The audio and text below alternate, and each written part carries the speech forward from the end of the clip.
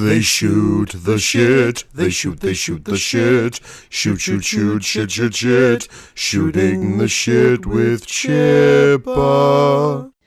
All the stuff that I've heard of you, I really like, and I mean, you were one of the best ninjas I've ever seen on a web show. I'll say that much. Oh yeah, somebody that knows that. That makes me so happy. Are you kidding? I got fired because I was watching that instead of working one time many, many years ago. Oh my God, we should have saved that for the show. Welcome back, everybody, to Shooting the Shit with Chippa, a podcast that's strangely like the Chipman Brothers tangent, except Movie Bob is nowhere to be found, and I've replaced him with other people. Tonight, my guest is... Here, I already forget how to pronounce your name, and I've done that live on air. I'll let you introduce yourself, buddy. Kaoru Negisa. There we go. Kaoru Negisa, frequent commenter, liker, sharer, and all-around great Twitter friend that I now get to talk to live on the air, and we're going to get to know each other. So with that, I'll let you give a little introduction of who you are, where you're coming from, and then we will get into our icebreaker of right quote, wrong movie. Okay, not a whole lot to say. What else? I'm a nerd like so many others that have been on this show and are in your orbit. Mostly a comic nerd. That's my thing. Awesome. I do my YouTube show about comic books, try to do deep dives and, close readings. I have an English degree, so basically I just apply that I learned to do to movies and novels. I apply it to comic books as well. It's kind of fun. Awesome. But, yeah. But that's kind of me in a nutshell. I'm from Orlando. Nice. Yes. From America's penis. Exactly.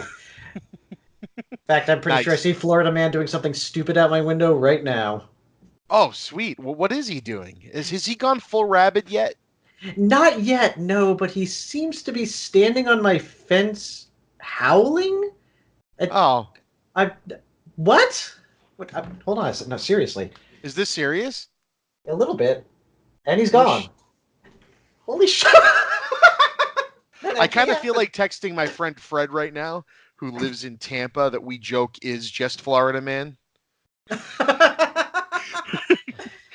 Is he in Orlando? No, he's in Tampa. We always share the Florida Man tweets and stuff. Fair. And go, Fred, and he's like, I wasn't there, I swear.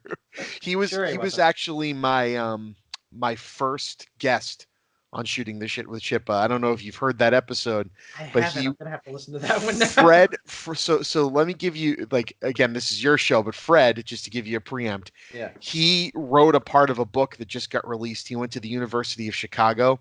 You ever heard of Tucker Max? Yes. Tucker Max lived in the dorm room across from him. Oh. They went to college at the same time, and he said he's got a wonderful picture of Tucker Max on a night when a bunch of, like, him and his girlfriend, Fred and his girlfriend, who's now his wife, and a bunch of people were going out to actually, be social. And Tucker was, sitting in his dorm room in his underwear playing video games. And he got a picture of Tucker having to zip up his wife's dress. And he says it's the funniest damn picture because Tucker was such a prick. And now I have this picture of him doing that. And I'm like, that's awesome. Fantastic. But that's not the coolest thing. He attempted to win the University of Chicago scavenger hunt by making a nuclear breeder reactor, and actually succeeded. And so the name of the book is We Made Uranium and Other Stories from the University of Chicago Scav Hunt. And so I had him on the show to talk about that. And so that's what the first episode's about. Oh, that is awesome. Yeah, he's a nut bar. He sounds it, yeah.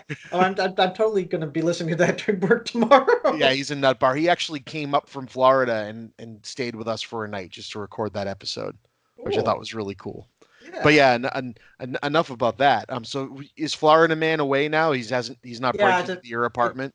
It seems to be, yeah. He seems to be gone. He's nowhere near my house. Well, he might be near my house, but I can't see him anymore. So I think we're good. Well, at least we have this on the air now. If Florida Man shows up, here we go. I'll let you know. Howling at the moon. So are the bath salts real good in Orlando? Is that what's going on? Gotta be. Such a quiet neighborhood too. I don't know what the hell just happened. So okay, cool. So before I get into the game, then, so Orlando, I know Orlando a little bit. Whereabouts are you in Orlando? I am on the east side of Orlando. I'm actually in Altamont Springs, which is part of the metro, but it's not, usually most people don't, when you start talking Altamont and Maitland and Longwood, you're like, what? I just say Orlando, but yeah, I'm in Altamont Springs. Cool, cool. I have a funny Orlando story for a quick aside. I um I went to grad school at the University of Massachusetts Lowell, and there's a giant nerd conference, a modal analysis conference. So real real Oh, yeah. yeah, just a real great time, full of very attractive people, let me tell you. And uh it's sponsored by InBev, the Belgian beer distributor.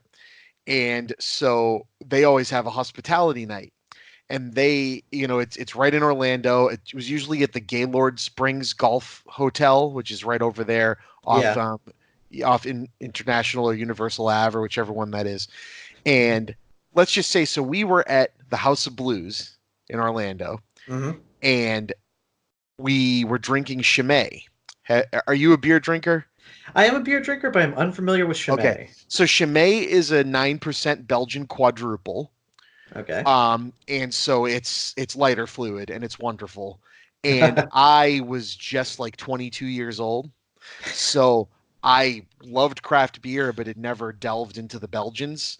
And so they're pouring 22-ounce glasses of this because they just brought in cases of it and said pour it out for the people at the conference. So you have four 22-ounce glasses of a 9% beer. Oh. And I told my wife, who was my girlfriend at the time, I'm the designated driver tonight. So what happened was, because we all got so wasted on Chimay, we left the car and walked back to the hotel. But here's the funny thing: is my walk back from the hotel was a 1 mile walk up a straight road.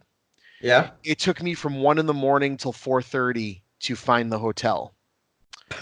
I got lost in the middle of a construction site. I lost my shoes. I found them back. I stumbled upon signs that said "Don't enter here" with pictures of crocodiles. Yep. Yeah. So I was like, I'm not in Kansas anymore. Like, Oh, because yeah. I went from highly populated International Drive to the middle of nowhere, and don't quite know how I got there. Yeah, and the Um, Gaylord's got all that land around it, so you have yeah. no idea exactly how far you're going until you actually get there. It was absolute chaos. So then the next morning we walk into the conference, and I'm walking in with my buddy Dana, and we're, all pumped and ready to go. We both have a presentation that day.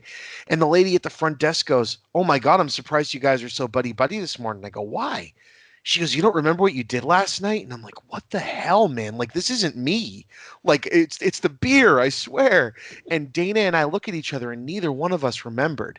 And all of a sudden, I get this flash of me picking up a margarita and dumping it over his head at Howl at the Moon.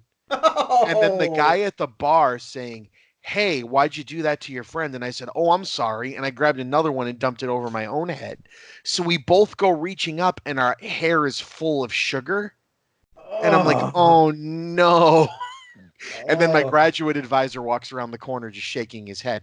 Now, this inspired future students the following year to make shirts that said, "If found drunk and intoxicated, please return to 1 University Ave, University of Massachusetts Lowell. Attention, Peter Evitable, our graduate advisor." So it was a fairly harmless thing, but I'm like, "Oh my God, yeah." So this is what happens when I'm in Orlando by myself. Yeah, you're lucky you didn't end up wandering to Ice Bar after that. Oh, no, we didn't go to Ice Bar that time, but I have been to Ice Bar. The Yeah. other weird thing about Howl at the Moon is there were dudes in the bathroom that like gave you a rub down while you were taking a leak. Yep. And again, I mean, Yeah. some people are probably into that, but it was really weird. Like, Yeah. I mean, What for tips? yeah, I get like the hot towel and everything, but they would like stand behind you and give you a back massage, and so it became a joke like to everybody, like, "Dude, go take a piss." Because it's like, I mean, I didn't, I mean, they didn't have like anything that said they worked there. I didn't, I mean, it's all good, like If you're gonna come onto a random guy in a bathroom, all bets are off. Like whatever, Yeah. I'll. Sorry, Yeah. you know. I mean, it's happened to me at gay bars before. I have to sit there and go, "Oh God, no, I'm the straight guy here tonight. I'm so sorry," you know. And they're like, "Oh my God, it's always the fucking same. I always find the one guy. Why are you here?" I'm like, "My wife is friends with the people in the band. I'm sorry." Yeah. I always felt like such a jerk. And then you get the one guy who's just like shame, and I'm like, oh, that actually boosted my confidence a little bit. All Oh right. yeah, that's always great. That's always great when you're at a gay bar and some dude is like coming on to you, and when you find if he finds out, well, I wouldn't know, but if he finds out that you're not really in, or assumes that you're straight at the very least, it's like, oh, that's too bad. I'm like, yeah, that's kind of nice. I mean, Oh yeah, but I'm bi, but it's oh, I'm there you wearing a go. shirt that says majestically bisexual. Actually, I Hey, just happen to be. there's nothing wrong with that, dude. Yeah. Good on you. Yeah, but it's one of those. Still, it's always a nice feeling when just kind of a stranger is disappointed that they're not going to get with you. Yeah, I felt, and this, he was much younger than me, and I'm just like, I ruined this fucking guy's night. So, I bought him a drink, and I'm like, dude, you're gonna be fine. Like, you're gonna find somebody tonight. Like, I felt so bad because it's like, Oh, I don't want to be the reason somebody, like runs off and does something awful. You know what I mean? Like, I yeah. don't want to be that guy. No, Um, no. but my buddy Paul is by, and we worked at Blockbuster together. He's been on the show, and he pulled me aside because he goes, out of everyone I've worked with here, because this was in like the late 90s, early 2000s, he goes, you're the only one that seems progressive enough to hear this, so I'm going to tell you I'm bisexual. And I looked at him, and he was my friend, so I could joke with him because he was wearing rainbow suspenders and had long, like bright red hair. And I go, Paul, I know. Yeah. And he's like, really? And I'm like, yeah, dude, it's fine. Yeah, it's always fun coming out to people, and they're like, "Yeah, I know." It's Oh, he just, I that's felt the bad best. because he was like worried it was gonna like end our friendship. I'm like, are you serious? Like, how have I come off that way? Yeah. Like, but anywho, yeah. So yeah, that's my Orlando experience that turned into that conversation. So that's good. Um, Cool, man. So I will explain right quote wrong movie. It was meant to be an icebreaker, but we just had a little icebreaker there. But I Yeah. want to move into it because this is fun, and I'll talk for so long that I'll forget to do it. Fair. So I will explain. Right quote wrong movie is played just like Cards Against Humanity. Are you a fan of Cards Against Humanity? I am indeed. All of Okay, our parties end with that. awesome. So the idea is that you have 10 movie quotes, or you should have 10 movie quotes. I have 10 movie quotes. And I have 10 movie quotes in front of me. And that's your hand of cards, like it would be in Cards Against Humanity. Those are your white cards. Okay. And you are going to pick a number between 3 and 145 that is going to generate a title of a movie. And to make it easy, because we're both friends, if neither of us want to do that movie, we can skip it because there's some movies that I'm sure aren't going to be as fun as others, or we might just not know them. But the Yeah. idea is you need to match up that movie with a quote that you think would either be funny or ironic. An example: Ghostbusters. If someone asks if you're a god, you say yes. The Passion of the Christ. Okay. So that's the idea. So pick a number between 3 and 145, my good friend. Let's start with 22. 22. Dirty Harry. Is that an acceptable film? That is an acceptable film. Let's see what I got here. All right, and you get to go first because you're the guest and it's my show. Oh, excellent. Thank you. Hmm. Hmm. How funny do I want to make this? I want to make this as funny as possible.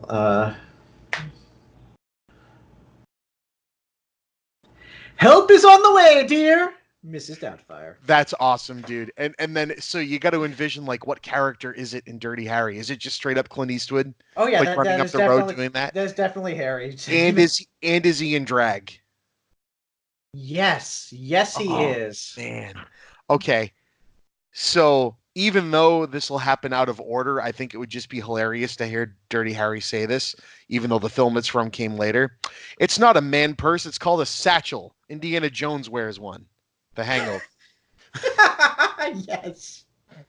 So between the two of us, and again, I'm going to let the fans vote too when I put this up, but between the two of us, which one do you think's better? Because this is the honor system where we're both gentlemen here. I'm honestly going to go with yours. I kind of am too, even though I Yeah. loved yours until I saw this one. I was like, oh, cool, perfect. All right, so round one to the Chippa, 3 to 145. Good sir, pick again. 117. Army of Darkness. Ah, the old standstill. I love Army of Darkness. All right, you get to go first again because why not? Okay. I'm going to go with "You Are One Ugly Motherfucker." Oh, Predator. That's gonna be hard But to beat. Okay. that's Bad Ash saying it. Good Ash. Nice. All right, I've got this. Is this a job for an intelligent man? Well, show me one and I'll ask him. Tremors. That's good too. I still think yours is pretty damn good though. I could Thank just you. see Bad Ash just completely busting Ash's balls with that. Yeah. By the way, have you seen Ash versus Evil Dead? I saw the first season. I still have to catch up on the other two. Oh, Like I it have them just available. keeps I just haven't watched them it yet. just keeps getting better. Like Oh. it really ended on such a high note. Like season 1 is incredible, but it's incredible in how different it is. Like Yeah. they took the movies and did it in episodic like Monster of the Week format and it worked really well. And then season 2 just adds to the mythos so much. And then Oh. season 3 is just a love letter. Season 3 is just bonkers. Oh, Um, that's what I like. I am such a world building geek, so adding to the mythos is absolutely my jam. You know what I thought was really cool about it is that Ted Raimi is like one of the big creating forces behind that show. Like, Sam's the producer on it and he directed the premieres of each of the seasons. But Ted like wrote almost all of it and directed a couple of the episodes and he's in a bunch of it. Oh And it's wow. just like, oh, it's really cool to see him pop up. Like he's having a really good time. Yeah, that's And great. they totally put him back in a costume that he had to wear in one of the old movies too. And I'll leave it at that. Oh, But they okay. just I know tortured what they it just is. tortured him. And the second and third season do a ton more practical. Like you could tell they convinced them that they could get a budget to do more practical effects instead of the CGI blood and stuff. So Yeah. the second and third season they go far more old school with everything. And Oh, that is cool. it All right, that's got to be on my priorities. My wife and I have been working our way through the Phantasm movies, kind oh of in our awesome. spare time. Awesome. So maybe when we're done with that, we'll actually catch up on Ash vs. Evil Dead. Where I've also been watching Doom Patrol, which is so good. Oh, I gotta check that out. That looked great. It is. If you like stuff that is really super surreal and kind of just absolutely bonkers out of there, Doom Patrol is definitely the way to go. You, And friend you of know mine what? is a stunt person on it, and Oh, it's so cool. cool. Yeah, You know what I just finished was Twilight Zone. the new one or the original? Yeah, no, I've seen everything of the new Yeah, one, the new one. I saw the first episode. I have yet to watch more of that. There's so many things It's I need to yeah, watch.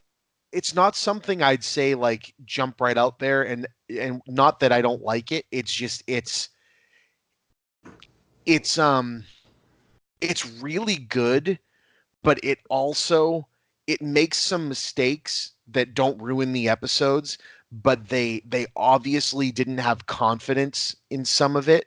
So they do the over explained thing. Like, have you ever seen like M. Night Shyamalan pull off a really good twist, but then like 2 movies later do one that should be as awesome, but then he just ruins it by overdoing it? Yes. This Oh, show absolutely. does that a couple times where you're just like, oh God, that was such a good episode, and you just didn't stick the landing.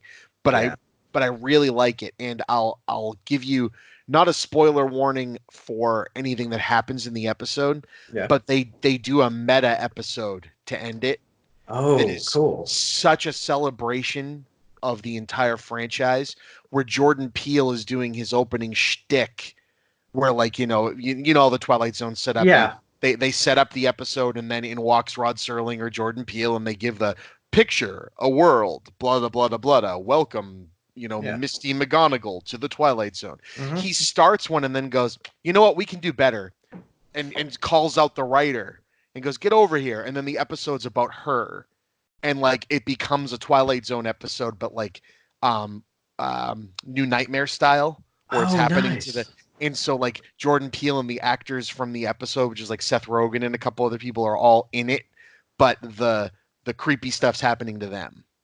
Oh, very cool. And they end it with a really good like nod to the entire franchise that I really liked. Like it was, so it's not a perfect season of a show, but it's so damn ambitious, and it bleeds Twilight Zone. It's just the Twilight Zone all day. The Twilight Zone is one of those shows that just every single iteration of it has been its own love letter to itself, Yeah. and it works.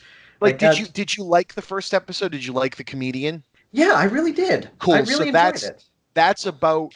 There might be one or two episodes that are better than that, but that's about the pinnacle of what they're going for. Is there's a lot of episodes like that. Yeah, it's about as good as the first episode of the 1980s one. Yes. Which I think was phenomenal. I mean, based on a Harlan Ellison short story and starring up-and-comer Bruce Willis before he was even in Moonlighting. Yep. And their version of Terror at 30,000 Feet with Adam Scott is really good, but that's one of the ones that completely over-explains itself. And it's just a bummer because the setup is so cool. Have you heard about the setup for it? I have not heard about the setup for it, no. He's listening to a podcast that he finds on like an old Zune in the plane that's depicting the events of this flight that's gone missing. But it's the flight he's on. So it's making him be super paranoid about what's happening on the plane instead of it being like a gremlin on the wing or anything. And I'm like, this is great. Well, that is cool. And they ended a scene too late. Let's just say, and it's kind of a bummer because the rest of the episode is so good. But we'll finish off round 3. Round 3, yes. Wrong movie. 3 to 145. Go. Let's go with 3. Ooh. 2010, the year we make contact. The sequel to 2001: A Space Odyssey, directed by Rennie Harlin. Oh, yeah. Ooh, that's a tough one. I don't think I've seen that. I haven't seen that since I was working at Blockbuster. Me too. See if I have a good one for this. See here. I think I'm going to go with It's Like I Have ESPN or something from Mean Girls. Perfect. I have Life Finds a Way. Jurassic Park. That is also. Oh man! I'm telling you, I got to go with my one on this one. Yeah. Oh yeah. You got that one. All right. So, what do you think of that? I like to ask everybody because it's my show, so I want this game to do well. It's got 300 quotes strong right now. What was that? Did you enjoy the game? Oh yeah, absolutely. I had cool. That's so much fun. I love that. Awesome. So I actually have later on in the summer someone I know that makes board games coming on, and I'm going to pick their brain about how I could actually make this real. Oh, good idea. Yeah. And also you'll be the first person on this show to hear the gory details, and by the time this runs, which will be in a few weeks, this will be out in the open and we'll be selling tickets. But I'm doing a live recording of the Talkbuster podcast in Salem, which is the city that the original Blockbuster I worked at with all my friends or was. And I'm having a panel of all the people I used to work with. So we're going to do, Comic-Con panel style with Q&A, and I'm going to play this game with the crowd at one point and do like trivia. The venue is really psyched, and they're talking about, if it goes well, doing more like month to month kind of stuff, because they've been trying to bring podcasts in there. And that's so cool. I'm pretty psyched. Yeah, I didn't think it was gonna hit it off as well as it did. It was just kind of an idea I was kicking around to kind of get my friends together and let them all know how much I love them and how much I cherish those memories, because it's all we ever talk about. And apparently the venue's like super jazzed. Like the guy who runs the events is a theater major. And he's like, dude, he goes, this is like the best idea. He goes, I've been working in the city for like 10 years and we've never had anything quite as unique as this idea. And I'm like, all right, cool. I can't wait. Let's do it. Oh, that's going to be great. So it's happening at the end of the summer. And, and they also said, if it goes off real well and I do it again, they won't charge me because they said if they know it's a good draw, they said you just come, you can take the whole door, and as long as we make money on food and booze, we don't care because it sounds like a Oh, good time. So I'm going to that's record it. It's going to be yeah, awesome. definitely, yeah. So so anyway, yeah, let's get back into it. So tell me more about yourself. You love comics. Yeah. I used to be way into comics. I still love them, but you know, tell me a little bit about the current state of you and your relationship with comics. Um, Honestly, it's basically all I have time to read anymore. Yep. And yeah, it's one of those. At first, I got into kind of reading everything I possibly could every week just because of the YouTube show and everything. But now it's what I it's just what I love doing, and it's how I relax. And when I need to chill out, I want to come back to these characters that I've grown so fond of. Right. So what are some of your favorites running right now that you read week to week? Okay, let's see here. Lumberjanes is amazing. So good. Yeah, so good. Paper Girls is another one I really like. I can't wait for Saga to come back. Actually, podcasted with School of Movies about Saga. My wife and I both did. Oh, School of And Movies is great. I'm hoping to yeah. make I'm hoping to do something with them soon. We've been talking back and forth. Oh, you're gonna have fun. Alex and Sharon are so fantastic. In fact, when they came to Orlando, my wife Debbie and I ended up taking them out and driving them around and just having a blast. And oh, it was so good. See, that's the thing I love about this is it's right like it's these relationships, Yeah, right? exactly. You just like I've ended up doing all kinds of stuff with those guys over at Geeks with Shields, and it's like it it's the same thing with talking to you. It's like I feel like I met somebody I never would have met otherwise. Exactly. Yeah, that's kind of the best thing about it. It's so cool, and Hmm. it's kind of like having the kind of access you'd have if you went to like a local comic shop and just started hanging out there a bunch and oh, I heard a guy in here the other day talking about the Matrix. I like the Matrix. Let me go talk to him if I see him again. But now in an it's the good part of Twitter, right? It's like Yeah, it's you're overhearing a conversation, but you're overhearing a million conversations, and all of a sudden all 1 million of them can look and respond back to you, and it's like this is cool. Like I'm finding people with like-minded interests, and then also people can turn you on to something new. Like I said, I haven't been as up on comics, which is why I go to Free Comic Book Day every year so I can just see stuff. you know hmm.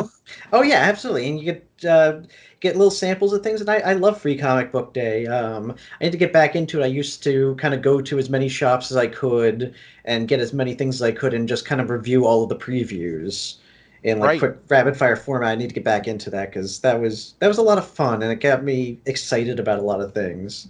Yeah, we did a Free Comic Book Day video episode of Creating Geeks this year, and it was Oh, pretty cool. cool. It was a lot of fun, just kind Nice. of hawking all the local shops because there's a lot of good ones around here. Yeah, we have some fantastic ones as well. But yeah, that's awesome. I love that kind of stuff. Sorry, As I took you on a Oh tangent there. no, You that's were okay. Yeah, tangents are School of great. Movies. All right. Yeah, but yeah, we did a episode on Saga on the comic, and that was kind of as far as it went at the time. There's been like one more volume, one more kind of story arc to it since then, and then what's his name? Brian K. Vaughan decided to take a 1 year break off of Saga, so he basically ended us on this gigantic cliffhanger, and I love the man. He is a brilliant writer, but man, I hate that he knows how to cliffhang like nobody's business. And yeah, Uh, and yeah, something you're getting weekly, that's a hard yeah, wait. a monthly in that case, but yeah, Oh, sorry. Yeah, you know what I yeah, mean. It exactly, yeah, yeah, chaos. that's yeah, one full, yeah. He usually does like a story arc, and then he'll take 6 months off, and this time he's like, no, I'm taking a full year. I just need to recharge my batteries, and yeah, I get that. I mean, he's not George R. R. Martin. He'll come back and finish it, obviously, but George R. R. Martin. I always loved that joke. I think yep. it was either this year or last year on April Fool's Day where they did the George R. R. Martin accepts deal from Valve to write Half-Life 3. And I was like, that's such a good gag. Yes, yes. And apparently he's been writing a video game, so Good for him. He yeah, seems like a nice guy. he does. Um, But yeah, other than those ones, those are kind of the indie stuff that I really, really look forward I'm to. gonna have to check. I mean, aside from Lumberjanes, I've heard of the other two, but I haven't read them, so Yeah. I'll have to Paper check that out. Girls. Paper Girls, I think of them. Well, first of all, Saga is probably one of the best comics out right now. See, Uh, that's good to hear. yeah. Paper Girls is by the same writer, but a different artist. And um, it kind of like if imagine Stranger Things, but it keeps going. Like imagine if Stranger Things was not contained. Gotcha. That's kind of where it goes. For the four main characters are four teenage girls that start out in the 80s as paper delivery girls, and crazy stuff happens, and it is just so much fun, and these characters are so engaging. I'm gonna have to check that out because I need more things like Stranger Things. Yeah. I didn't realize, how much I needed that show. I had gotten into a point where everything that got popular, even though, and this is, so hipster of me, but everything that got popular that everybody told me I should watch, I didn't immediately. So I ended up like 6 months after Stranger Things came out, just sitting down one night, like, and then didn't sleep because I spent midnight till 8 a.m. the next day just watching the whole thing, and I went, wow, that actually is pretty damn good. Okay, Uh-huh. I want more of this. I want more of this right now. And Exactly. it's mostly because, the show's imperfect, but I like that about it. The show has a not only did they get the 80s vibe that they're harping on real hard perfect in the visual look of the show, but it feels kind of cobbled together and rogue made. And I like that about it. Yeah, I was thinking the same thing. It even feels like I'm not. Are they using like either the quality, the film quality, the film stock that they would have used in the 80s, or trying to digitally replicate that? Because that's what the visuals look like. They're doing the digital replication stuff. I think it's because I think Bad Robot has something to do with it. So Yeah, I think they're doing the stuff they did in Super 8, which looked fantastic. yeah, They did the same thing there. But I think this show gets the vibe even better than that movie did, and I like that movie. I just have I have a serious problem with a movie where you present the alien as being not evil, but being it's the Jurassic Park thing, right? Where Jurassic Park ends and you know that these things are still dangerous. Super 8 ends and it's like, wait a minute, that thing just killed a town full of people, and it's kind of ending on a yeah, this is what should have happened note. And it's like, really? We're not angry anymore? Like yeah. Like we're okay with it this? always struck me as a little weird, and I don't know why, but I love the movie. Yeah, I exactly. it's I just prefer my something aliens to be Werner Herzog voicing them personally. Those are my favorite aliens. Oh, that's fantastic. He should just voice everything. Yes, he should. Speaking of Werner Herzog, Yeah. have you ever seen um what is it called? Incident at Loch Ness? I have not. No, Have you heard of it? I have not. All right, let me make sure it was him while we're talking because I think it was Werner Herzog, but it might be Terry Gilliam, and then I'll just feel like an idiot. Um Eh. uh no, I think this was definitely Werner Herzog. Wait a minute. Da-da-da-da-da. Yeah, okay. So let me tell you that the premise of Incident at Loch Ness. Okay. So Werner Herzog and Zach Penn. Have you ever heard of Zach Penn? Yeah, I've heard Zach Penn. The writer of the X-Men Yeah. monstrosities and producer at Fox and all Mm-hmm. this stuff. So Zach Penn and Werner Herzog got together and made a movie where the idea was that a film crew was filming a documentary about Werner Herzog, who was filming a documentary about Loch Ness. So it's a found footage movie compiled of a movie Zach Penn was trying to make, which was a documentary of Werner Herzog, and documentary footage that Werner Herzog was trying to make about Loch Ness. And but check this out. So it exists in an alternate reality, but they pretended it was real. Herzog and Zach Penn took out ads in Variety, um, and ads that were obituaries for the cast and crew that died in the movie, quote unquote. They went so Oh. bonkers on this thing and made this weird ass Blair Witch Project style movie where Werner Herzog is like, Penn like digs into him on like, how there was all that, controversy about Werner Herzog holding guns to actors' heads to get them to act. And at one point, Zach Penn hands him a gun and goes, "Come on," he goes, "Just put it to my head. It'll be great footage for your documentary." And like, it's so nuts. Like, and it goes so far into like the mythos that Herzog has about himself as a director, and it's all just for this silly found footage thing that him and Zach Penn decided to make. And I love it to death. It's so that much sounds fun. curly fries. I love it. It's so much fun. And if you've never seen it, you got to check it out. It's bonkers. It's probably the least like least art house thing Herzog has ever been involved in. It's so different than what, and he is having so much fun. Like in this movie, like, like they'll hire actors that are, just like strippers that Zach Penn found to like come on, and they're obviously terrible, and they'll get like picked off the boat and eaten by something, and Herzog will sit there and go, it's good for the film, and you're like, wait a minute, what? Like, it's just getting nuts. Oh, that sounds like so much fun. Oh, And he still pretends to this day that it's real, which is even funnier. really? Like Okay. like in interviews, he pretends it's real, Like, and I think that's really cool. I agree that I am impressed. Like even the Blair Witch people have, were like, yeah, it's a marketing thing. It's fine. Oh yeah, and they did a great job. Yeah, You got to hand it they to did. them. They Oh, they speaking went to of my school. still that's cool. Speaking of the Blair Witch Project, and this is just how I go. I don't know Yeah. why. Okay. Have you ever seen the VHS movie? Remember those VHS films? Have you Yeah. seen any of those? Oh yeah. So the Blair, I don't know if you knew this, but the Blair Witch guys did the zombie with a GoPro on its head segment. Yeah.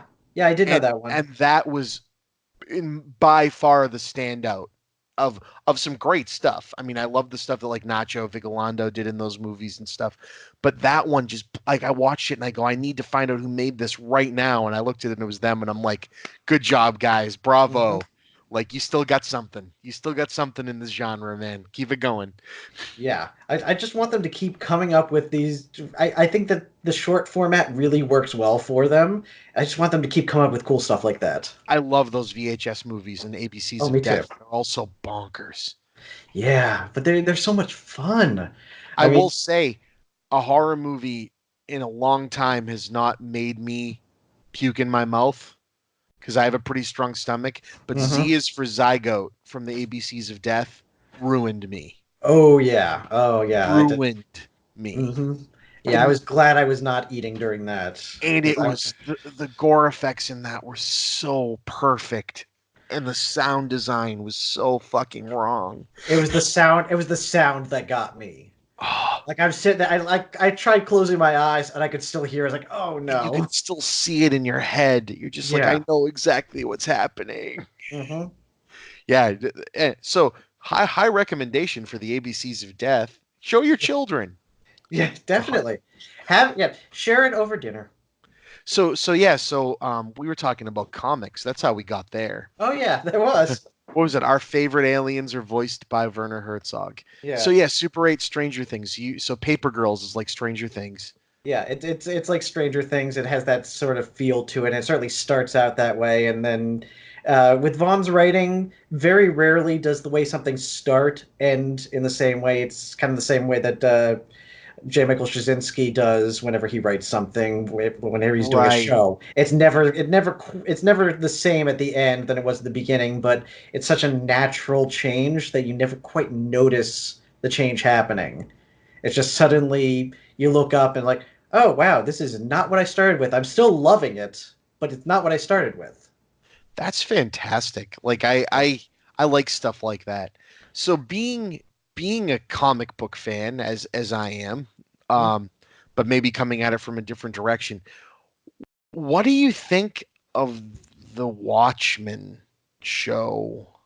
Everything that's been done about Watchmen after Watchmen has sucked. Right, and this show just looks like it doesn't get the point.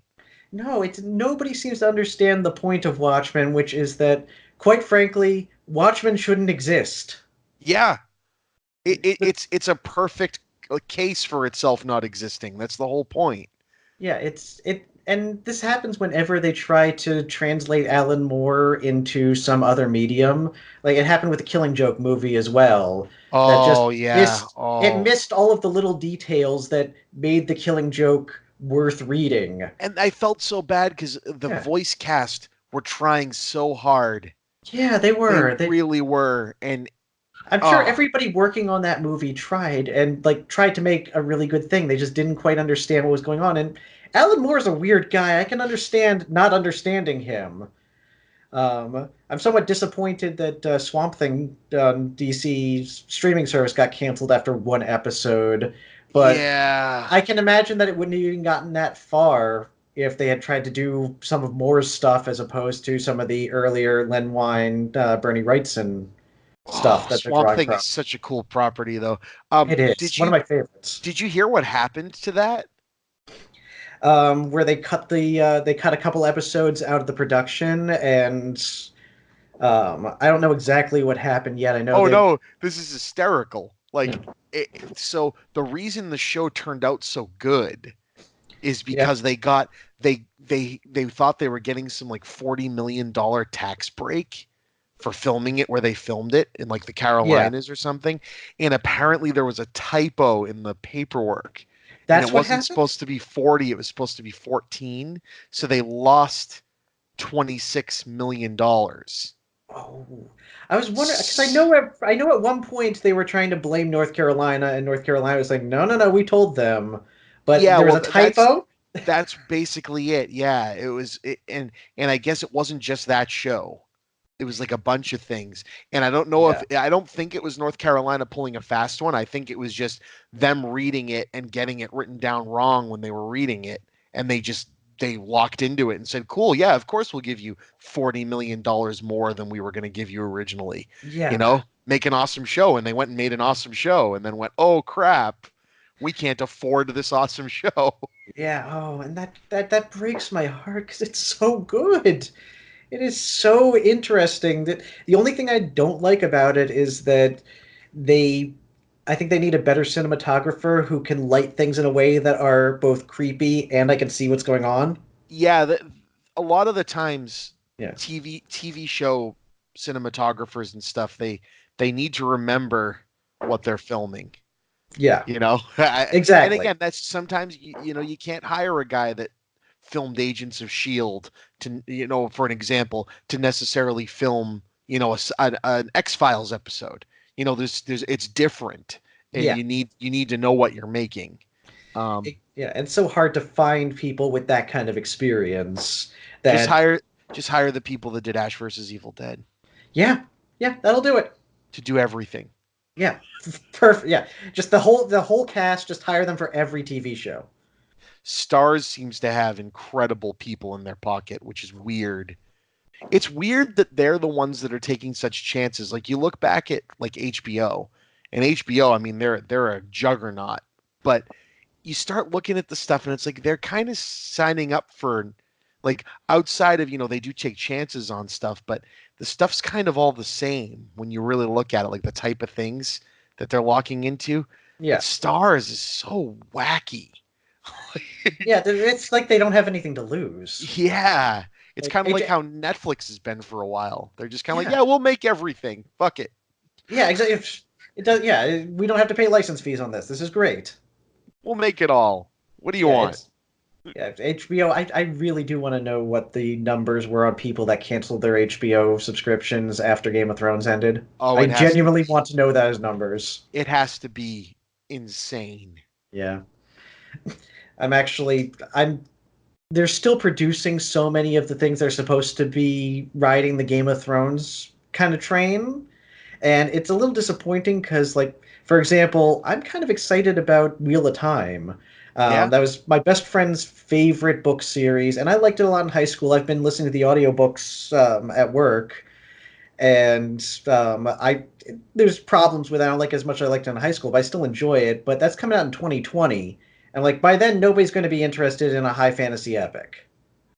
Yeah, especially when they try to Game of Thrones Lord of the Rings, which is what it sounds like Amazon's trying to do. Yeah. Oh, Yeah. that makes me Amazon's so also doing Wheel of, angry. Amazon's also doing Wheel of Time. Amazon just really wants to own high fantasy. I agree, and I bet they do a good job. Yeah. I, my outlook on adapting fantasy is that if you if you try to adapt something that doesn't actually exist already, Mhm.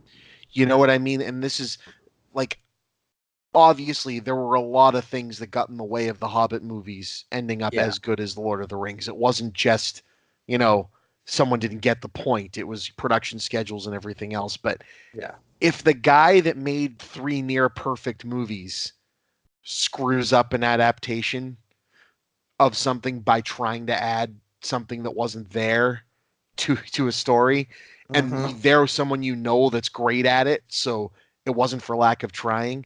Don't try to write your own story. Don't do this like Aragorn prequel thing.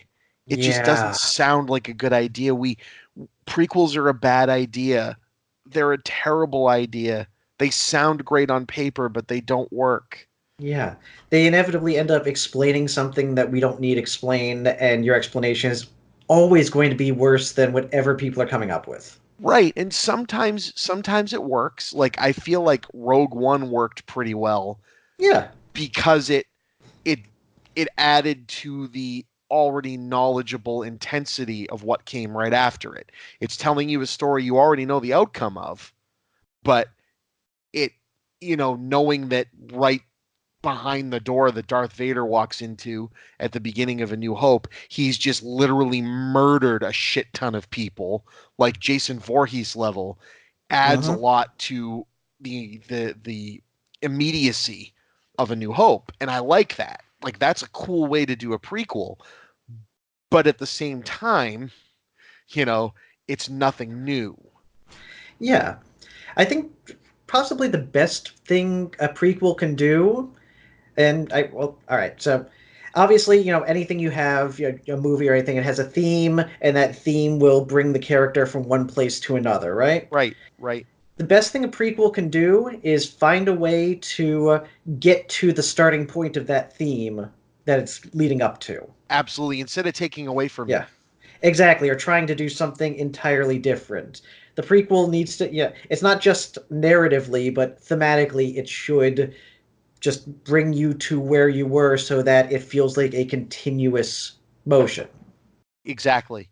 I feel that comics have a tendency to do that better than films, mostly because they get a chance to try so many times and fail and then get it right every once in a while. But Yeah. Oh, absolutely. It's, people forget the bad comic arcs, but they remember the great ones. yeah, and the great Yeah, ones are great. exactly. It's, everybody remembers the Phoenix Saga, and they remember it for a Oh, reason. it's so good. And why have they tried it twice? Oh, I God. don't know. Yeah. Oh, stop. Just stop doing the Phoenix. Remember, I remember back before we got spoiled how X2 was just the best freaking superhero movie ever?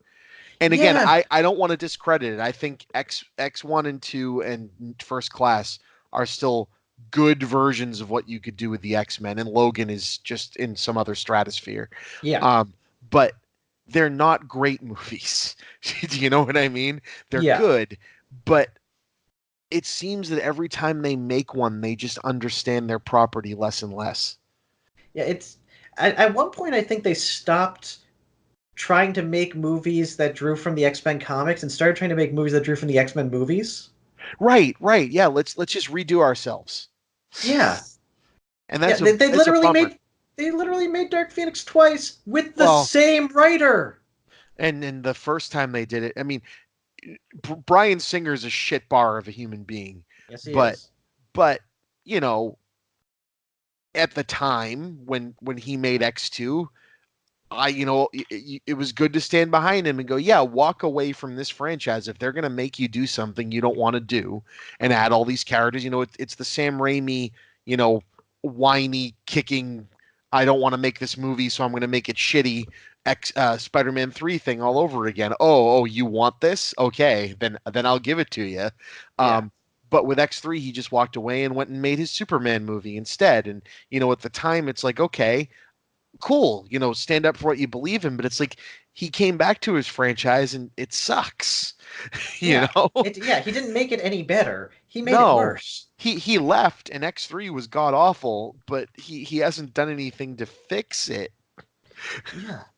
Yeah, they're so obsessed with this timeline and trying to Oh, make that work out, and I don't give a shit.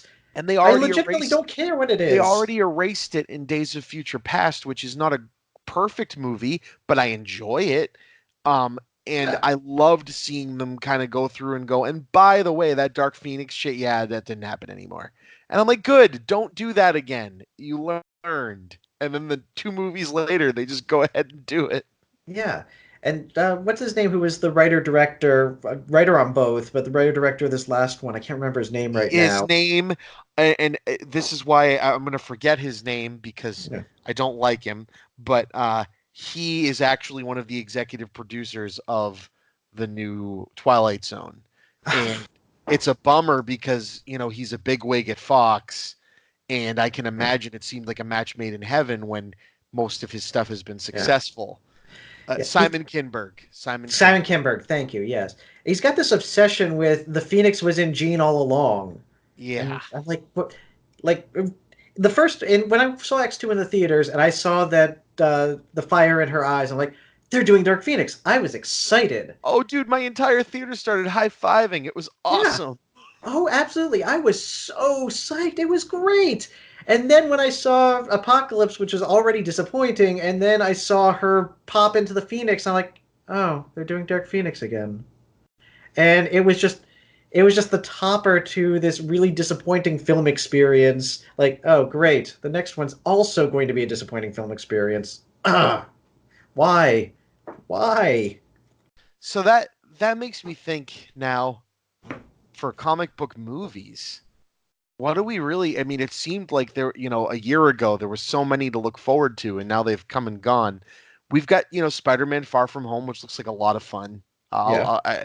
But what else do we got, man? I can't even remember what's coming out now. Yeah. They keep threatening to release New Mutants, which again, Yeah. hello. Yeah, Whatever. sure. I would like them to do New Mutants. I'd like them to do it well. I'd like them to get some Deadpool energy behind New Mutants, but it's not gonna Yeah. happen. Yeah. It's not gonna Oh, happen. It's like Gambit is never gonna happen. New Mutants, if it comes out, it's going to be cobbled together because nobody seems to give a shit. yeah. It seems like Disney's trying their hardest to just not let that happen. Yeah. But yeah, and there again, yeah, we got Far From Home coming out, and I can't think of anything off the top of my head. I'm sure there's got to be like 7 comic book movies coming out this year, but I Well, can't remember that's the when thing they is are. Marvel's putting the longest stop they've done ever by like not releasing a movie for a year or something like Yeah, so that. Good on them. yeah, Good on them. yeah, I just want them to get to Doctor Strange 2 whenever that happens. I want another Into the Spider-Verse. Yeah, that I too. I love Homecoming a lot, and Far From Home looks like a blast. But to me, it's like when Sam Raimi did Spider-Man 2, and I just went, oh, it's gonna be a really long time before a superhero movie makes me smile this much.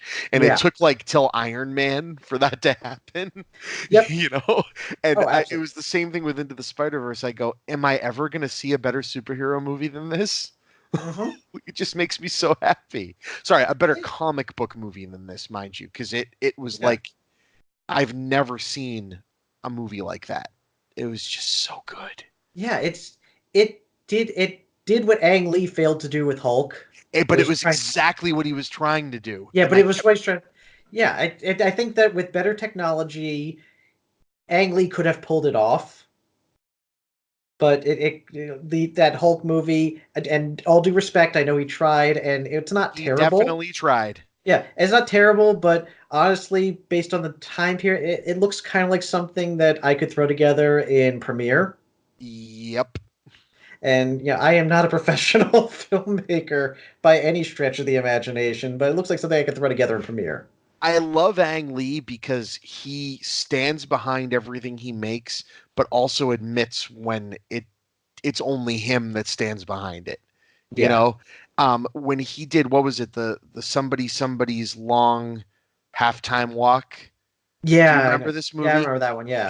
And he did it in like the super high frame rate cameras, and he's a big purveyor of new technology and everything. Mhm. And I remember reading an interview with him where critics were just saying, we feel we're terribly sorry, Ang, but this is unwatchable. Like it just we get what you're trying to do here, but why the decision to film it like this. And even he said, he goes, I'm proud of everybody that worked on the movie, and technically, I think we pulled off something great. But yeah, this film is unwatchable. I'm sorry. Like it's like, oh, at least he can admit it. Yeah, I gotta respect that. Not a lot of people can do that. I can't imagine like Quentin Tarantino saying something like that. No, and speaking of that, I just finished The Hateful Eight.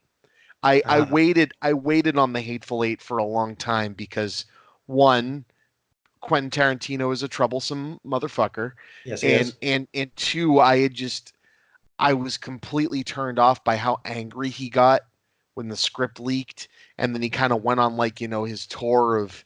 I mean, in all due respect, if your script leaks and you're angry about it, great. But the movie just had like this bad backbone behind it of Hmm. like wanting to be like militant against it, and it just and I ended up watching it. It's fine. It's a much smaller story than I expected it to be. Yeah. Um, but god damn, is it hard to get through some of that dialogue. Uh-huh. Whew. Oh, absolutely. Oh, I had so much trouble with basically everything Samuel L. Jackson said, Yeah, particularly the story that he told. and I'm an open-minded dude, and I Yeah. love everybody in that movie. But there was just something, and I tried to say this to somebody. They go, but that they said, but that kind of stuff happens in his movies normally. And I said, yeah. I said, but his movies have never not been fun. Do Yeah. you know what I mean? Like Yeah. even Reservoir Dogs, when it gets nasty and the shit hits the fan, there's a playfulness about the horror that happens that this movie never hits. It's Mhm. like because you hear Samuel L. Jackson tell that story and it's just horrific, and then Yeah. they show him doing the things he's doing, and it's like, okay, I get that this guy's supposed to be a guy that's angry at freaking white people. That makes complete sense, but is he just telling this story and making this up just to ruin this old guy, or is he being serious? And I'm not sure which one is grosser. Yeah. And the Mhm. fact that they leave it with him not really showing his hand, like, the movie goes through the motions of kind of deducing what's going on with everybody but him and the sheriff. Like they're just kind of left to, are they both just still bullshitting everybody?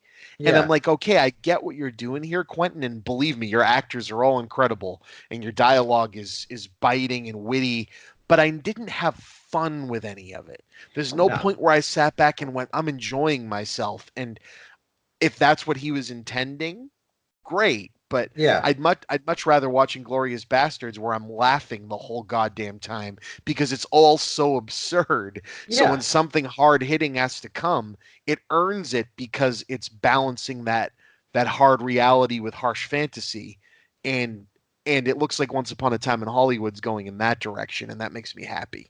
Me too. Me too. Absolutely. I Yeah. just When want to it see him having fun again. except yeah, Hateful Eight really felt like a slog.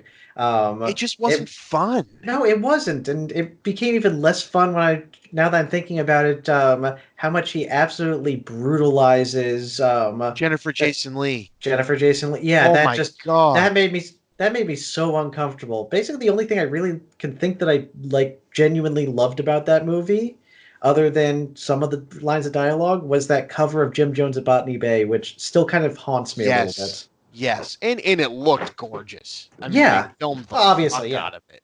yeah. Um but yeah, it struck me, and again, I don't know what it is, and it's kind of like, I'm not going to say that it means that Quentin is some evil racist asshole. He No. probably is in some but I'm not saying that the movie tells me that, but it's kind of like when you can go back and read some of the stuff Stephen King wrote when he was deep on drugs, Mm-hmm. and there's just a nastiness to it because he was angry and he was upset.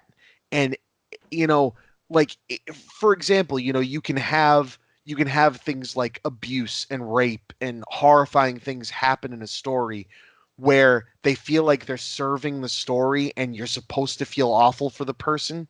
But when it gets to the point where you feel like the author is trying to like air their own aggressions and dirty laundry through it, Uh-huh. kind of like, oh no. And I felt too much of the Hateful Eight felt that way. Yeah. Oh, Where he's absolutely. mad at somebody and he's just trying to get it out there on the paper. And yeah, you're right. It's really hard when someone that I love and respect as much as Samuel L. Jackson is playing such a vile character. And he nailed it. Like he Oh, was yeah. great. He was great in that role. Mm-hmm. But it's not pleasant, and I don't know how much of it is you know, is it just the movie's just a freaking sadist against everybody in it? I don't know. It's Yeah. really fucked up. Yeah, there's a point where you just have to sit there and say, yes, I understand you're trying to convey a certain amount of horror, but then I'm not then I don't want to watch the movie anymore. It's why I really kind of despise every Eli Roth movie. Not movies that he's Yeah. acted in, but every movie that he's No, directed. I get exactly what you're saying, and Yeah. I feel the only time. So Eli Roth, I have a love-hate relationship with Eli Roth too. He seems like a great dude. Yeah, oh, That's absolutely. that's the cool thing with Eli Roth. But like for instance, when Cabin Fever came out, I like Cabin Fever because it's weird. But Hmm. it's like you just said though, there's nothing really in the movie that is enjoyable. These people are in a no-win situation, and it's just going to get worse and worse and worse. That's what I really ended up liking about Hostel 2, as weird as this Okay. is he changed his approach. Huh. And I don't know, have you ever seen Hostel 2? No, I saw Hostel 1, so I didn't So watch so 2. so yeah, let me make a case really quick for why you should at least give Hostel 2 a chance. I think it's the best movie he's made by Okay. like a long, long shot. All right. And it almost is apologizing a little bit for what he did in Hostel 1, because the problem with Hostel 1, it's a great horror movie. Like the horror and gore and torture porn aspects of it are all filmed and done in a very horrific and very effective Yeah. way. My Basically an problem exploitation film. Yeah, my problem with Hostel is that I hate all of the fucking people that this stuff is happening to. Uh-huh. So I'm not going to say enjoyment, but I'm talking about the enjoyment where you're on the edge of your seat wondering if this person's going to make it through it. You're not, because you hate them, Yeah, you're you know? invested in them as characters. So in Hostel 2, he did this thing where he hired a bunch of actresses that are very likable. One of them being the girl that played Anne Hathaway's best friend in The Princess Diaries. Oh, yeah, I and think and she's she's great. awesome. And he did that intentionally, and so he makes them super likable. Like they're not away in Amsterdam to run around and like fuck a bunch of people and do a bunch of drugs. They're literally there to like relax and have a good time, you know. Huh. And they fall victim to this underground crazy ring, and they add mythos to what's going on with the underground crazy ring, like it's built into the town's politics. And I'm like, all right, this is really cool. Like, give me more of this. Like, it ends up being more Twilight Zone-y than, Yeah. but So what it's he more like does Purge 2 compared to The Purge. exactly, and what he does by hiring that girl is she's already so likable and she's so great that he makes her the first victim, and so it puts you in a place where you want to see these fucking people win. Like you want to see the rest of them avenge her after you Right. see what she. And so I'm sitting there going, not only is it a wonderfully gory, great horror movie, but he makes you give a shit. Nice. And I've never seen him do that again. Like he went Yeah. right back into the awful with Green Inferno, where it's just like these people all suck. Like Yeah. And your message is all over the place. yeah, oh god, his message Uh, is about as heavy-handed as they get in that movie. yeah. Whew. I feel like his message was, I've spent way too much time on Twitter and I don't know who to dislike anymore. Yeah, exactly. I've I've stopped knowing where my bullets should be aimed, and now they're aimed at everybody, and I can't get myself out. Yeah. Yeah, is the movie anti or for social justice warriors? I'm not sure. Yeah. Like it was. Both? I don't think it knew. No, it didn't. I feel like he's like, well, it has to have a message, so this one. Or maybe that one. What the hell? Put them both in. And I'm not so sure what we're gonna get out of him. Death Wish happened because he lost the Meg. I was about to say a bet. No, the Meg. The Meg was something that he wanted to make a big silly like action horror movie. Huh. And he had gone around like doing a bunch of shark research, became like an authority on sharks. Like I had Really? heard him for a while on interviews, like he was going around and doing like, dives and, learning about them and doing conservation and stuff and making that be like a part of like what the movie was going to be about. Ah, And he lost it. They decided to kind of like Roland Emmerich it, and go in a different direction. right. And so he had to take contract work, and so he did the remake of Death Wish, which, oof, Ah, yeah, yeah, oof, that's definitely not something we needed now. no, not at all. And it ends up being limp because of it. Like it doesn't even try to, like it could have at least tried to be like a Purge movie, Yeah. which like you said, they keep getting better and better. Yeah. Like I don't get it. somewhere along the way they discovered that the interesting thing about the purge is not a bunch of affluent people trying to kill another bunch of affluent people. It's you know the actual victims of the purge having to deal with the purge. I loved that, and it's Yeah. cool because the first movie is not terrible, but the No. first movie hints that there's a much more interesting movie going on during it, and then the second movie just dumps you right in the middle of that interesting movie. Exactly. Yeah. you Exactly. know, That. Yeah. The first movie, the guy who they bring inside, that's the is interesting who we should story. have been following. Exactly, Yeah. exactly. I feel like with that one they didn't want to take the risk, and it happened to make enough money that they were willing to take a risk on the second one, and they Well, just keep taking risks. and I love it because it's the same guy. He like keeps getting to retry and like add to his own mythos, and it's like that's awesome. Like they Yeah, keep giving him a chance to make it better, and it's like cool, yeah. good on you. If like I said, the first one feels like studio notes. Yes, it does. And I feel like the best parts of the first one are in the margins. Like it's like a little view you get of what's going on outside or a line of dialogue, going on here or most of the ending. I feel a lot of the cool stuff happens in when it really becomes a horror movie is you kind of go, "Oh, you know what? I'm learning a little bit about that person and I want to know more." You Yeah, know? Show me more of that. exactly. Basically make us give me an Yeah. interesting social commentary horror movie that still leaves me perplexed. Yes. Oh, speaking of us, all right. So the coolest thing that I noticed in it was all right. So you notice that between the past and the present, the place where the entrance was to the underground was Yep, changed to Merlin's Forest, right? yep. Do you know why? I I did some thinking on that, but I don't think. No, tell me. Okay, so when you're talking about the Arthurian myths, one of the major things that keeps coming up is this idea that to know a thing's name, magic is essentially to know a thing's name. When you know a thing's name, you know you have power over it. And the idea of a name is Oh, the idea of a soul. Now you'll notice that the what's up when red, tethered. yeah, the tethered, they didn't have names before, therefore they had no souls. Now, the reason why Merlin's forest is that when Merlin is taken out of the picture so that he can't be there when Arthur and Mordred start fighting, he can't be there to kind of fix things. Yup. It was a creation. What drew him into the forest and what eventually trapped him was a creation called Nimue, which is Latin for no name. She had no soul. She was just a construct.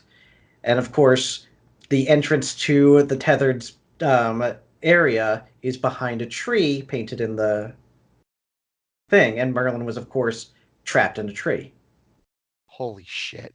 This is the more I learn about this Uh movie, the huh. more I want to sit down with Jordan Peele and just have a beer and just go Yeah. like, dude, just talk to me. I don't even care what it's about. Like, because he seemed like an interesting enough guy when it was just Key and Peele, and now it's like Yeah. you're you're like way into this. Like, you're not just doing this for fun. Like, like you Yeah, drink your own Kool-Aid, dude, and I want to hear more about it. exactly. Oh, The absolutely. It's so great to see somebody who just knows so much and puts it all into his films. he's also such a firm believer in death of the writer, and he'll give a lot like of like insight and like winks to people, but like he'll never fully say that someone's theory is wrong. And I Hmm. like that. Like, he's like, well, I made the movie and I might have my views of what it's supposed to be, but he firmly believes that, the movie grows, the mythos grows with the viewer.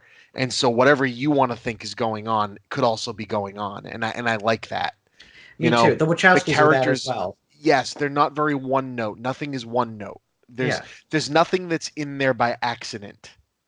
Hmm. And I love that.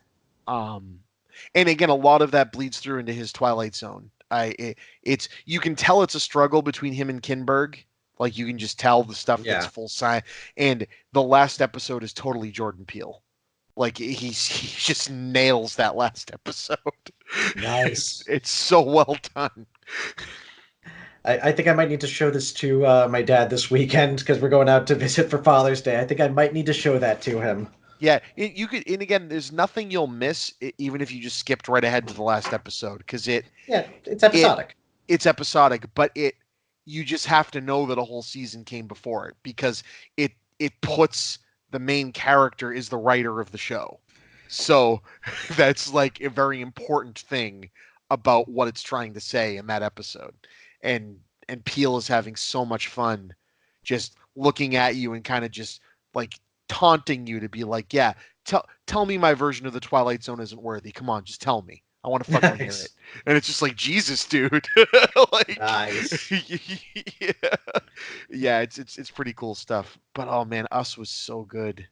It was. Oh, I went into work the next day, and my coworkers also saw it, and I was just we were just talking back and forth and coming up with new ideas as we were. There's just so much going Right, on there. right. I've completely flipped a lot of not really my feelings for the movie. Hmm. It took me about 10 minutes after it ended to decide if I loved it or not, because I was just the movie leaves you in such a wait a minute, what? Like, kind of Yeah. place. Like, and then it's such a good psychological thriller slash just straight up gore fest slasher movie slash social commentary slash Yeah. Comedy. humor Yeah. comedy. Yeah, I mean, God, what a perfect choice for that actor whose name I'm gonna forget. Is it Malcolm? No, what's his Washington? The guy from Black Panther who was the Yeah. dad. Oh, He's so good, and he felt naturally funny. Like, it didn't feel like he was written as comic relief. It just felt like this guy is funny, so he's gonna be funny. you know, Winston Duke. Winston Duke. There you go. Yeah. He Yeah. was Oh, just even incredible in this movie. yeah, even when he's doing like the pratfalls and stuff, those are hilarious. Yeah, Like he like yeah. like he does physical comedy well. What do you Uh, think the over under on this getting forgotten at the Oscars this year? I'm not saying it's going to win Best Picture, but I mean, Lupita Nyong'o better get a Best Actress. She is playing two entire characters, yeah. like Yeah, two and fully carrying fleshed it. out characters. Uh-huh. It's completely bonkers. I It mean, is. everybody in it's good, but she's just on a completely different level. Oh, Um, absolutely. she sells that twist because it's the kind of thing that makes you yell out of the screen, no, like, no, Hmm. because it hits you so hard. I'm not buying it, movie. No fucking way. And then Yep. they remind you, no, no, no, no, no. This is legit. This is what's been going on here, and you're like, oh yeah, you're right, you asshole. I don't Yeah. like this because you go from being angry to being, oh, what a awful evil character, to going, oh no. No, no, Like, that, no. then you go, wait a minute, the implication of what the person with the like you just brought it up, the form with a soul was just Yeah. forced to go through the soulless life. What does that mean? Do you know Uh-huh. what I mean? Like, what happens when you go in reverse? You Yeah. know, that's. I mean, it's bad enough that this is happening to all of these people, but when you take someone that knows a different life and throws them through it, how much work it just implies so much. It Uh-huh. implies so much. Yeah. And it's gross and it makes me shake. But like I just said, it implies all of it without it being sadistic, and like the movie doesn't relish in reminding you of that. It just, all you need to know is we've told you enough. You can piece it together yourself. Yeah, and it has that sense of magical realism that, you don't want to dig too deeply into how this actually works and Yep. what are the mechanics. It hasn't because it doesn't matter.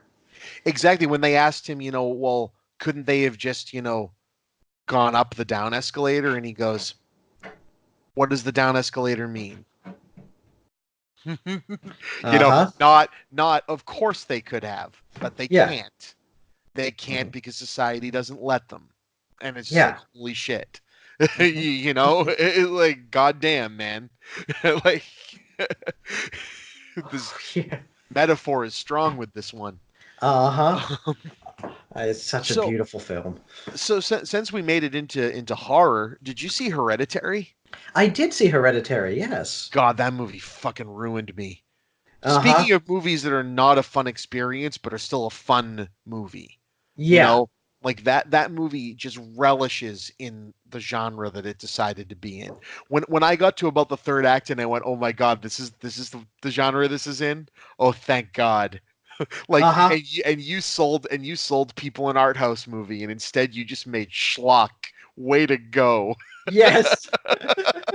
Like, it becomes a full-on Evil Dead movie at the end there. Like, it's just like, what are you Yeah. doing, man? Yeah, it reminded it that the scene with her flying reminded me the way that she was flying reminded me of what was The it? sister. No, not that. I mean, I was thinking what was it? Vampires in you know which one I talked Yes. about with Yes. the woman's head and her spine come out Yep. and eat babies. Yep. Yeah, that's how that movement. That was what I was reminded of. It was such a great, strange movie. So Yeah. I'm hearing that director's new one, Midsummer. Have you heard of this thing? Yes. I watched the trailer to it and I go, I don't even care if he just remade The Wicker Man. I'm going to see this. Uh huh. Like Yeah. this. and I Oh. don't and I don't think he remade The Wicker Man. It sounds like it's something else, but Jesus Christ. I Mhm. do the weird ass pagan imagery and horror goes together so well, especially when, you know, it's normally the pagan side of things in movies like this that's the harmless thing. Yeah. You're just like, oh, this is gonna be a fucked up movie.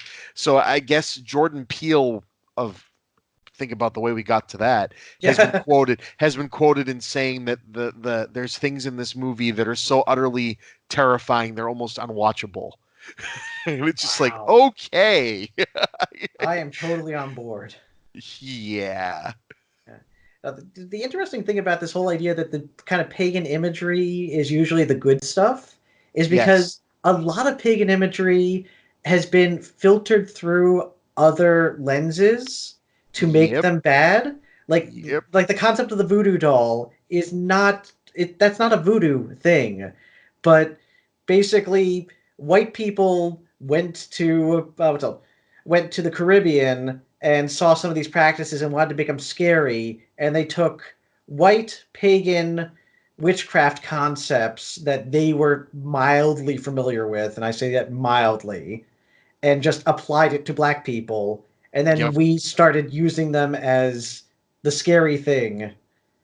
It's weird. It's got this weird racial dimension to it, but yeah, it's something I just kind of realized recently and read about recently. But I'm like, wow, yeah, they do that, don't they? Just ruin everything.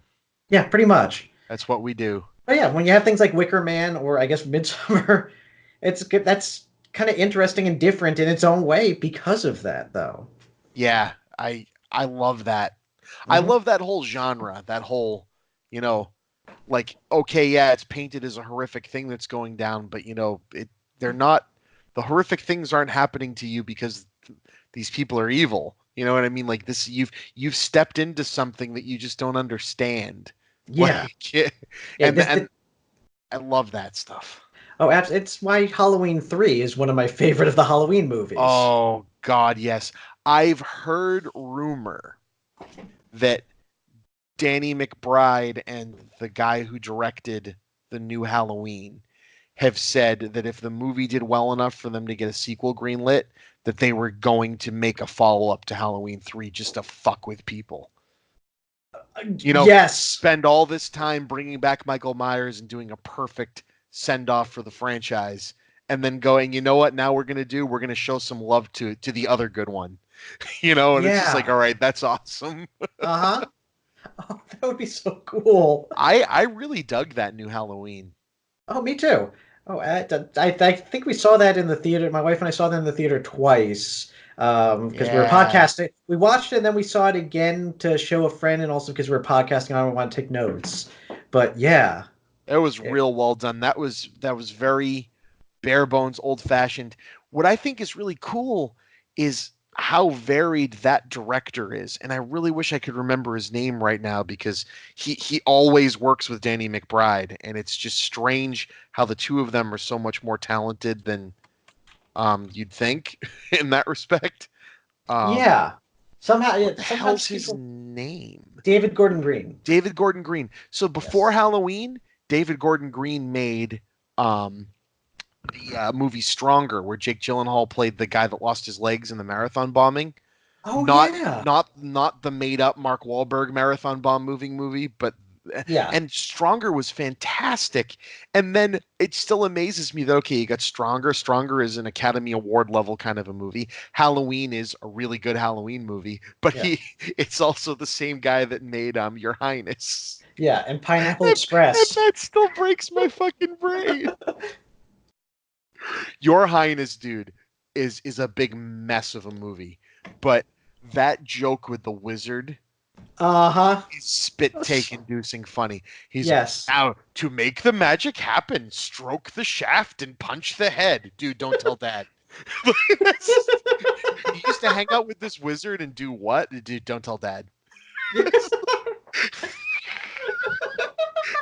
It killed me. I'm just like, really? They did that joke? That's fantastic. Yes. Yes, it is. That movie was dumb as a bag of rocks, and I laughed at every second of it.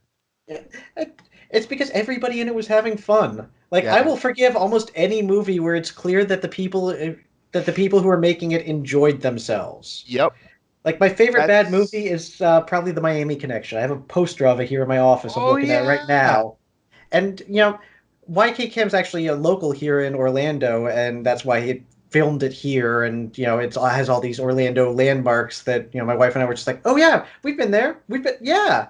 But it's one of those. He's not a very good filmmaker or writer or actor, but he clearly had a lot of passion for it, and so did everybody else involved. So I enjoy it because I get to have fun with them. I like when stuff bleeds through like that. Yeah, Like outside of Cop Out, that's how I feel about every Kevin Smith movie, even the ones people don't like. You know, yeah, is I just sit there and go, man, this guy just bleeds all over his work. uh huh. You know? Oh, absolutely. Jersey Girl. I Yeah. remember when that was getting shit on. I really still like that one. Not least because George Carlin was clearly enjoying Oh, the hell out he of was himself too. so good in that movie. Yeah, He was so horseshit, good in that. kid. Yeah, that movie is very earnest. You Yeah, know, like I don't feel at all like that movie is bullshitting me. Like he just wanted to make a romantic comedy. Good on you, dude. Like do it. you, yeah, you know? exactly. Just enjoy yourself. It's and then I compare it to like Red State, which was sort of all over the place. It was, but you could tell he wanted to make that movie so bad. You Yeah, could just exactly. tell. It was all over the place. He couldn't pick a genre. Yeah, He it, couldn't pick it's a genre, and he wasn't great at working in any of the genres he picked. So it was just like it was like watching a guy experiment, yeah, you which know, is and fine. And I don't mind watching a guy experiment, but it's sort of the anti-Green Inferno in the sense that Green Inferno was a mess because Eli Roth clearly wanted to do nothing, and Red State's a mess because Kevin Smith clearly wants to do everything. yeah, exactly. And then you get, Tusk, which is just a fun joke. Yeah. I love Tusk because he's just fucking with everybody. He's like, you really think I'm going to make this movie? Here you go. And then Yoga Hosers is just a guy and his daughter and their friends just having fucking fun. I never got around to watching Oh, that. I'm not specifically opposed to it. I just never got around to it's it. so it's not great, but let me say, I say that and also saying that I really love it. Do you know what I mean? It's like a Yeah. double. It it's like if Kevin Smith decided he wanted to make a full moon movie. Oh, That's that's literally what it is. Like it's just stupid and childish, and like the horror is horrific, but it's not like Tusk, it's like yeah. it's like those full moon movies where it's like, are we making this for kids or are we making it for adults? We don't really know. And yeah, We're making it for kids but to be rented by adults to shut them up. exactly. And it just it again, it has this, sense of I'm just having a whole lot of fun making this movie. Yeah. And his daughter's an absolute riot, and I'm psyched. She's in Once Upon a Time in Hollywood. Oh, And good. yeah, and so it's cool to see her getting work. She's a riot. Oh, that's So, wonderful. and he really likes making fun of Canadian people. You think? That's yeah, And he's been doing that since Chasing Amy. yeah, yeah. I just did an episode, Kevin Smith SmackDown with the Geeks with Shields guys. That Oh, was cool. fun. That'll Awesome. be coming out soon. Yeah, we had a lot of fun. Those two guys had seen barely any of his movies, Really? so it was a lot of fun to have people go through them now versus having a lot of nostalgia for them. Hmm. Let's just say Chasing Amy got beat on a lot. Really? I could see watching. I went and rewatched it, and I still love it. But I could see watching it now and kind of going, "Ooh, the world's kind of progressed past this, hasn't it? Uh-oh." Yeah. You really have to watch that in the context of when it was made. It was so It progressive in yeah, '94. it is, and it's still my favorite of his movies, and probably one of my favorite queer cinema type things. But Oh yeah, yeah, it's one of those. It made in 2019. He would probably know that bisexuals exist. yes, and I felt like the wrapping up stories with relationships between confused guys that or just in general that are kind of toxic and kind of not figuring it out. I feel like he's fleshed out better in later movies he's done. Yeah. Um, and that was really my biggest problem with the rewatch through of Chasing Amy is that I don't feel like any of the characters learn anything. I don't. And Okay. Well. at least Jason Lee, Oh, you know, definitely not. and Jason Lee never learns anything. that's kind of my but they kind of give you a payoff to that in Jay and Silent Bob Strike Back, where it's like, oh no, okay, so he ended up accepting the fact that he was gay, and now he's kind of better, but still, Jason Lee. But Yeah. it just I watched it again now, and I'm like, because he just embodied everybody's shitty homophobe friend in that movie. That I Yeah. just sat there and every word he said, watching through it now, I'm like, oh, this makes me so angry. Yeah. It is. It is particularly Banky is cringy as hell. Bang, and it's a shame because I love Jason Lee. Oh You know yeah. what I mean? And it just, I guess, a testament to probably how good he is as an actor that he nails that. But I can't help but think that also that some of that's just how you and your buddies talk in 1994. Yeah. And so it's like, oh yeah, I lived through this. I don't want to go back. Yeah, exactly. We've gotten better, and that's the important thing. Like everybody's gotten better. Not everybody, but most people have gotten better. We've gotten better as a society, and that's kind of important. One thing that I do love about Chasing Amy, other than comics throughout, was Yes, particularly the Chasing Amy comic at the end. I yes, love that was the cover was a parody of Young Romance. I yes, think it number was. one, and I loved that. I didn't realize that until I was an adult and like read through old romance comics. But when I saw that, I was like, oh, I know this. I know that image. That's great. Yeah, it's really that movie. is one of the last times he really leaned heavily into his comic stuff. I mean, anytime you have Banky around and Brody around, you kind of get the comic stuff back anyway. But that movie leaned so heavily into the imagery, into like and I really like that about it. It was the geekiest mainstream Hollywood movie I had ever seen at the Yeah. time, because it's like, because he definitely had worked his way through into the mainstream with that movie, but it was Hmm. still so him. It was It such a was. big in joke, the whole thing, and I love that about it. Say, and it was the last time that he really. It was the last time that he really sort of was almost limited in the way that he had to make films. Because after that was Dogma, where they basically just told him, "Yeah, just do whatever the hell you want." Oh yeah, and Dogma holds up so well. It does. Oh, uh, Damon and Affleck bouncing off each other. That's probably my favorite of the two of them And in a they did it film. as a favor. That's the Yeah. coolest thing about that movie. Uh huh. And then made fun of that in Jane Silent Bob Strike Yep. Back. Yep. Yeah. And sometimes you do the First favor film from your friend who tells you, first you do the safe movie, then you do the weird movie, and then every once in a while you do the movie for your friend because he says you owe him. yeah, Or I the always liked camera. Will Ferrell. That sounds like the plot of a bad movie. Yeah. I can't wait for reboot. I Jay and Silent Bob is one of my biggest guilty pleasure movies. Yeah. I saw it 9 times in the theater with my now wife. Like we loved the hell out of that movie. And so this reboot thing better be awesome, because Yeah. I mean, it's a clever idea. I It give him a is. lot Yeah. of credit. Oh, Um, absolutely. Yeah, I still haven't shown my wife that one. I showed her Dogma recently, and she loved that one. And she was the one who brought the Chasing Amy Blu-ray into the marriage. So nice, nice. yeah, And Dogma's just got this weird mass appeal to it, and it's so weird, but yeah, so many people love it. It's again, it's got an earnestness to it. It's like it's a guy making a movie that obviously has a bone to pick with religion in general, but also a bone to pick with just society in general, but also is made by a guy who still to this day is a church going Catholic. yeah. That He's weirds me out. yeah. He made a movie showing his own conflict and how he deals with that conflict. When Dogma came out, I was still in Catholic school. So going to Oh, see that, I'm just like, wow, because people are like, oh, he makes a bastardization. I go, no, he doesn't. Everything biblical in that movie is legit. Like, yeah. it's all legit, like how it would look and be if it happened right now. Like, Uh, I looking back on it, I was working at Blockbuster when Dogma you worked at hit. Blockbuster? Oh yeah, Do you want to I, be on Talkbuster?